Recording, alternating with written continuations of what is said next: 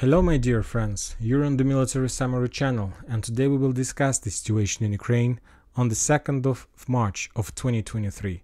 Today we have a lot of very interesting updates, so let's start. First we're going to start with the Bryansk region. This is the region that located on the west border of Russian Federation, on the north of Kupiansk, on the north of Kharkiv and Chernihiv. Today a commandos group from Ukrainian side crossed the border and entered the territory of Russian Federation. They entered two small villages that located along the border, Sushany and Lyubachiny. As a result of events that took place today, this morning, two civilians were killed and one 11-year boy were wounded. But as far as I understand, he's okay right now and he will be alive.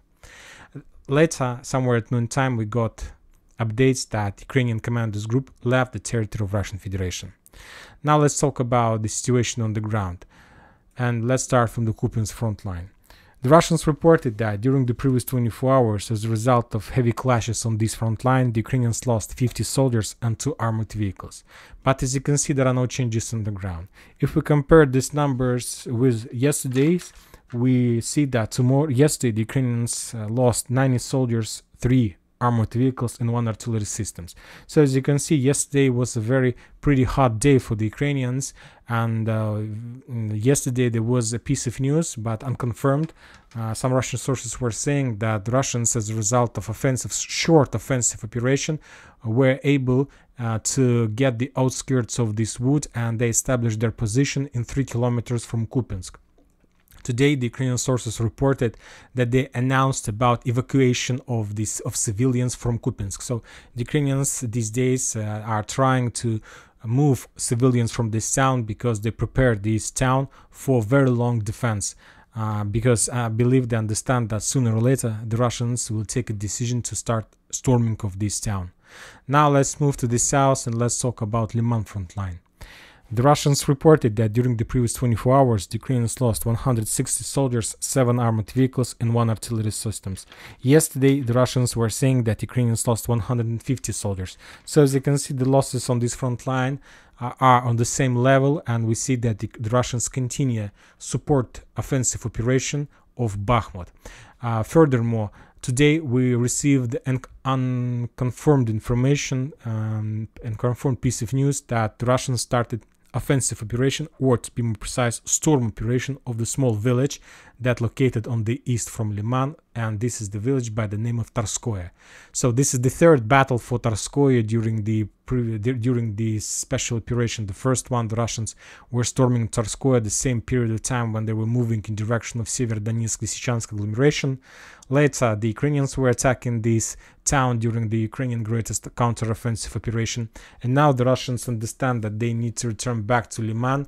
They need to establish control over this town, because as we understand, within the next few days, maybe even somewhere by the middle of March, Bakhmut is going to fall, and after Bakhmut we understand that the next towns that the Russians will try to take control over is Slaviansk and Kramatorsk, and to take them it's highly unlikely the Russians will try to storm these towns in front, and of course to be on the good side, they need to encircle this town from the north and from the west, and for these purposes they need to return back to Liman.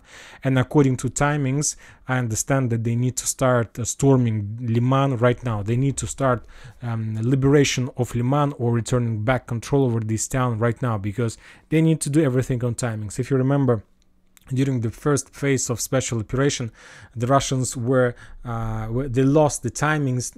We can't say that they lost the timings, but exactly because of timings and because of all the situation, the Russians were forced to step back from Izium, because this group of army entered Izium somewhere in May, and this army that were deployed in Izium was ready to start offensive operation in Slaviansk, but they didn't start any movement because they saw that the Russians were slowed down in Severodonetsk-Lysychansk agglomeration. And after the Russians established control over those agglomeration, they started offensive operation in Bakhmut, and the forces in Izium were still there. And then the Ukrainians started greatest offensive operation, and the Russians were forced to step back. And now the Russians started everything from the very beginning, with the new experience, with new knowledge, and now they're trying to move in parallel mode and trying to do everything synchronously. And one more time, the Ukrainians lost 160 soldiers in comparison with the previous days. The difference is around 10 soldiers. Now let's talk about Seversk, and as you can see, there are no changes in this area. I believe that the destiny of Seversk will be determined by the destiny of Bakhmut. As soon as the Russians are able to take Bakhmut, then we can start counting days before Seversk is going to fall. Anyway, we understand that Bakhmut is going to fall, but the question is what price the Russians are going to pay for this. Now let's talk about Donetsk front line. The Russians reported that during the previous 24 hours, the Ukrainians lost 270 soldiers. Yesterday, the Russians reported about the losses of 190 soldiers, and the day before yesterday, 350 soldiers. So this is the culmination of battle for Bakhmut. Exactly right now, exactly these seconds, the Russians and Ukrainians are fighting for encirclement and the future and the destiny of maybe even entire Ukraine. Who knows? But as we discussed yesterday, the losses among manpower is not the most important number. Yes, their losses are very high because the Russians are pushing, they're trying to encircle this town, but as I told you yesterday, at this stage of offensive operation, the most important number is destroyed armored vehicles. And the Russians reported that during the previous 24 hours, they managed to destroy 18 armored vehicles and 3 artillery systems, 1 Gvozdika, 1 Stabi, and another D-30 howitzer. So the Russians destroyed 18 armored vehicles, including 9 light vehicles. Yesterday, the Russians reported that they destroyed another 18, including 16 light vehicles. What does it mean? And if we're talking about the day before yesterday, on the 28th of February, the Russians reported just about 6 armored vehicles, and that was the day when there was like artillery strike, when the Russians destroyed the convoy of Ukrainian support that were moving from Grigorievka in direction of Bogdanovka, when the Russians were trying to develop their bridgehead on the south of this water reservoir, Berkhovsky water reservoir. So we see that the losses are very high. The manpower 270 and the vehicles 18. What does it mean? We need to understand that the Ukrainians can use light vehicles just using the roads.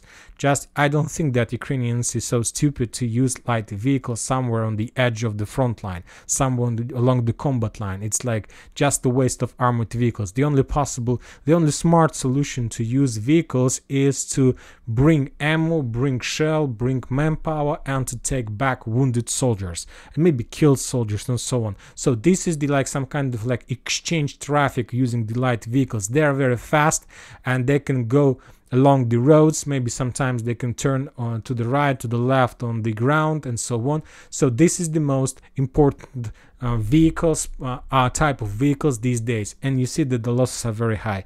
That confirms one more time that the roads that connects Bakhmut and Chasiv Yar are under fire control. The question that I have, why the Ukrainians are not saying that the town is encircled, and why the Russians aren't saying about the fact that the town is already in cauldron. You need to understand that Bakhmut is already encircled. Bakhmut is in cauldron.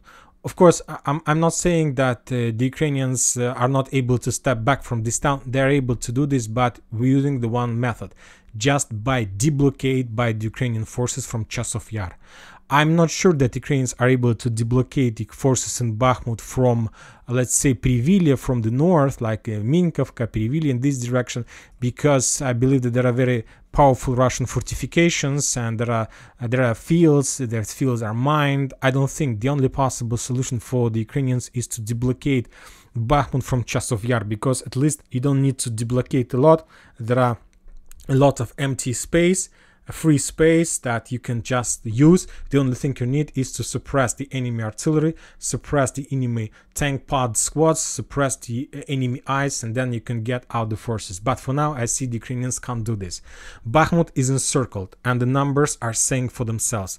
The question is, one more time, why the Ukrainians are not saying this and why the Russians are not saying this? And the answer is very simple, my understanding completely. The Ukrainians are not saying, and they don't confirm that Bakhmut is encircled because it will be a very big reputation losses. But there are a lot of factors that says that Bakhmut is encircled, and this I'm talking about the situation, the same situation that we discussed at the beginning of this video on the Bryansk region. As you can see, the Ukrainians were trying to change the focus from Bakhmut to some other regions, some other region. As you can see, I don't know whether what was the real plans of Ukrainians in this area. They just made a few photos. They announced about a free Russian military corps that entered this area, that they were saying that this is like a civil war between Russians and so on, and many other things. But I'm sure for 100% that the main goal that Ukrainians were trying to understand by that operation was to understand and to analyze the Russians and the Ukrainians, their feelings. What do they think about the fact that they can change focus? And I believe that they received all the questions to all answers to all questions they have. And the most important is that for more than 6 or 7 hours, the people who are interested in the situation in Ukraine, I'm talking about the Russian experts, Russian military experts on the ground, they completely changed their focus from Bakhmut to Bryansk. I don't remember. I have a feeling that for around 3 or 5 hours, nobody were talking about Bakhmut at all. So there was a situation when there was no Bakhmut at all. So, and I believe that that was exactly that Ukrainians were planning to test, were planning to understand. They were trying to analyze the feelings of Ukrainians and Russians if the Ukrainians do something like this. Maybe they were planning to test and to understand and to speak, not to speculate, but to project the Russian reaction, the reaction of the Russians, of Russian military authorities, if they started offensive operation in Moldova. So they were trying to analyze and understand what the Russians can do and what they are going to do. And the things that we heard today is that the only thing that we heard today, that the Russians required some people from parliament required to change the status of special military operation from special military operation to counter terrorist operation. And the difference is that, as we discussed, the Russians will be according to this classification, from that moment they will be able to, let's say, to attack and to hunt for Zelensky as the main terrorist of Ukraine. So something like this for the head of Ukrainian army, of their special forces, and so on. So as we can see, the Western countries prepares for operation in Moldova. And now they're trying to test, to analyze, to understand the Russian reaction, and so on. But now let's return back to Bakhmut and to continue. This town is encircled and the numbers confirm this information. We will see the numbers tomorrow, but I believe that the numbers are going to be high. The Ukrainians are not confirming this information because it will be a very big losses of their reputation. Anyway, sooner or later they will confirm, but to do this, first they need to find a strategy and tactic how to change the focus and not to lose the reputation in front of Ukrainians and so on. When talking about the Russians, the situation in Bakhmut is completely in their favor. They don't want to talk about encirclement because they don't want to make panic even among the Ukrainians. It is very nice and very good when the Ukrainians are moving more and more reserves, more and more manpower inside of this trap. They understand that the more the Ukrainians send, the bigger army they will be able to destroy. So if everything is okay, if everything fit their requirements, why they need to announce about this loudly?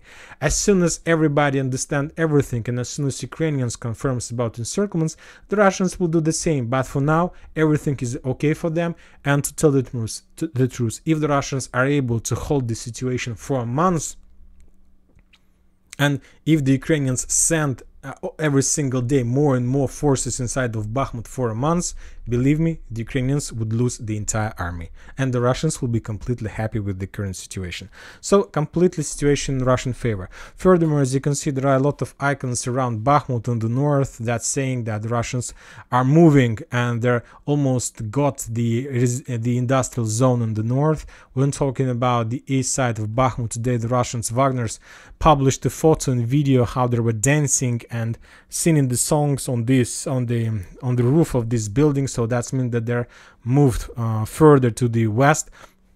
There are some updates, piece of news that the Russians are moving from the south in direction of the Bakhmut river.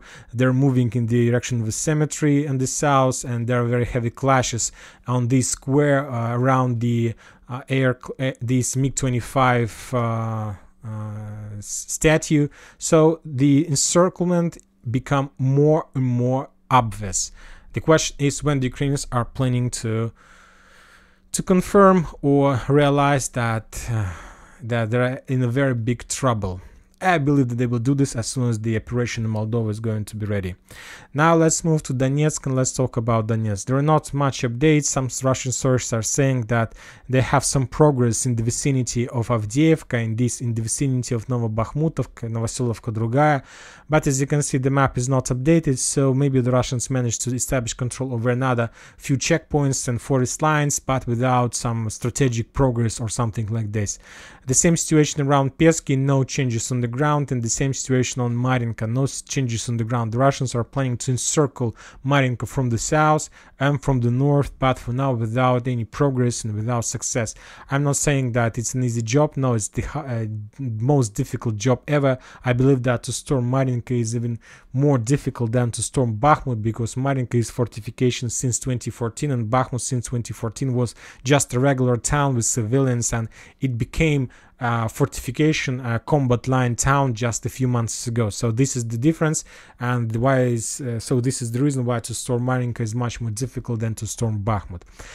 When talking about Ugledar, there are no changes as well. The Russians reported that during the previous 24 hours, as a result of clashes on South Donetsk and Zaporozhye area, the Ukrainians lost 80 soldiers, 5 armored vehicles, including 1 tank and 2 artillery systems, Stab B and D-30 howitzer. To tell the truth, the Ukrainians are sending more and more reserves in direction of Ugledar, and as far as I remember, take a look at the deployment map, and when talking about this area, about Ugledar, we see that the main tank brigade is first tank brigade, and starting maybe 2 weeks ago, since 2 weeks, for more than 2 weeks in a row, the Russians included in their reports the numbers that the Ukrainians are losing at least 1 or 2 tanks every single day on this front line. So this is a very heavy losses to lose tanks before the Ukraine greatest offensive operation, and as I understand, the Ukrainians are losing their tanks from their first tank brigade. For example, today the Russians reported about the losing tanks on this front line. Yesterday the Russians were saying that the Ukraine lost another tank on this front line. The day before yesterday there were no losses among tanks, and for example on the 27th another tank, on the 26th another tank. So the Ukrainians are losing at least a single tank almost every single day on this front line. So this is very heavy losses because there is a lack of tanks, and Ugledar is it's a hell on earth anyway, but so this is the situation there. Now let's move to Kherson, and to tell the truth, I don't know what to say about this region, because for me, I'm a person who's trying to analyze numbers to understand some kind of correlation, dependence between numbers and so on. This is the most interesting front line for the last few days or maybe few weeks. Even this front line for me, maybe not the most interesting, but the most secret, the most I don't understand this front line at all, because the Russians, for example, today they reported that as a result of clashes on this front line, there are no clashes. One more thing, there are no clashes, there are just artillery duels, because there is a river Dnipro, and there are no possibility to have close combat, close contact or something like this. The Ukrainians lost 80 soldiers, 30 armored vehicles, and 1 artillery system, Stab B. So as you can see, there are no possibilities to have close combat. It's impossible, because there is a river. I don't think that the Russians and Ukrainians, they're jumping in the river and there are clashes in the river. I don't think so. So there can be just artillery duels. So as you can see, the front line where there are no possibility, no combat line, the losses of Ukrainians is 80 soldiers. And when talking about Kupiansk, the Ukrainians during the previous 24 hours lost 50 soldiers. So the area where there is a possibility to attack, to storm, to do some recon combats and so on, the Ukrainians lost just 50 soldiers. And in the area where there are no possibility to lose soldiers in combat, the Ukrainians lost 80 soldiers, and the most important, the Ukrainians lost 30 armored vehicles. This is the highest number ever during the special military operation of losses of armored vehicles per day. For example, yesterday the Russians reported that Ukrainians lost 16 armored vehicles and 1 tank on this front line. The Ukrainians even lost a tank on this front line. This is very interesting because you see that there are no possibilities to fight. The only thing that the Russians are able to do is to reduce the Ukrainians with artillery. I don't know what is happening there, but the only answer and understanding I have, according to the numbers we can analyze, is that the Russians have maybe some kind of secret weapon there. I don't know, because, for example, let's say the day before yesterday, there were no updates about this territory, and on the 27th of March, the Russians reported that Ukrainians lost 60 soldiers and 4 armored vehicles. So I give you my opinion. I told you about this before. I believe that there are a very spread network of Russian agents there who are able to provide a lot of information about the Ukrainian positions in this town. The Ukrainians losing their army, their soldiers on this front line, the level of their losses is higher on this front line when the Russians were on this bank of the river, when the clashes were, let's say, in the area of Davidov Brod and so on. So it's something I don't know, I can't even describe the situation in Kherson. And there are, I believe that the Russians, the only explanation is that the Russians left this bank. They left their network of agents, of spies on Kherson, this bank of the river. They was in sleep mode for a while, let's say from September, October, November, December, and in the end of January and February they activated and they started providing information to the Russians. And the Russians, I believe, they are testing their weapon or something like this. I believe that to destroy during 24 hours 30 armored vehicles, even more than on Bakhmut front line, where the town is encircled, is significant progress, significant success. Another explanation of clashes on this front line is that maybe the Russians took a decision to return back on this bank of the river. They took a decision to return back Nikolaev because they understand that the situation in Moldova, in Pridnestrovye, is very, very dangerous. They started mobilization process, as we discussed, but they understand that this is not enough and this army will be destroyed maybe within a few days. And to tell the truth, I don't see any solution for the Russians how to solve this issue. And maybe this is some kind of artillery preparation, and maybe the Russians, if the Ukrainians started offensive operation with Moldovians in direction of Pridnestrovye, the Russians will cross the border and they will try to establish control, to return control over Kherson and to take control over Nikolaev. And with this they will be able to get very close to Odessa, and maybe they will try, I don't know what they're trying to do, but I see that they're, by these attacks on this bank of the river, by these artillery duels, I see that they prepare themselves, they're preparing themselves for something very big.